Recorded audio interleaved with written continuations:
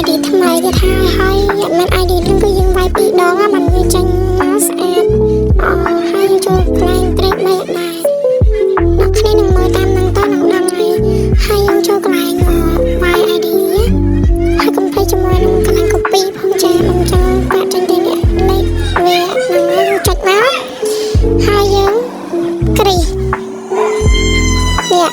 ន្ទាប់ពីយើងចុចស្ញាខេមកក៏យើងចុចកន្លែងនេះហើយវានឹងលោកឲ្យយើងចេញតាមពាក់កណ្ដាលទេអញ្ចឹងគឺវាស្អាតទេអញ្ចឹងយើងត្រូវការ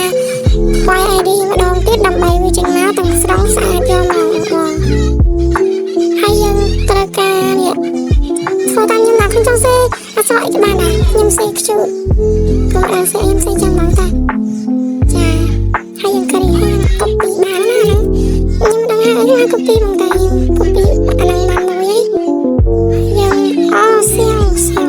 ហើយយើងវាយលេខម្ដងទៀតវាយលេខ ID ផ្សេងមួយទៀតហ្នឹងអត់ដូចអាហ្នឹងទេតែខ្ញុំច្រឡំនេះវាយលេខហ្នឹងណាហើយយើងអូខេដែរមកណាលេខថ្មីមួយទៀតណា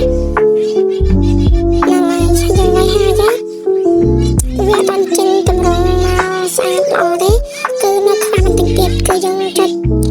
ពេលយើងវាយចឹងហើយយើងចុចឲ្យកន្លែងពាក្យខ្ជូតមិញហ្នឹងណាគឺវាបានហើយ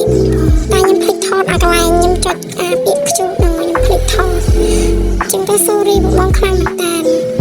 ហើយឥឡូវនេះយើងចុចខ្ជូតហ្នឹងមកនេះពាក្យខ្ជូតហ្នឹងឥឡូវចុចហើយគឺវាមែនវាចេញមកទាំងស្រុងស្អាតយូរមកបងខាត់នឹងក្បាល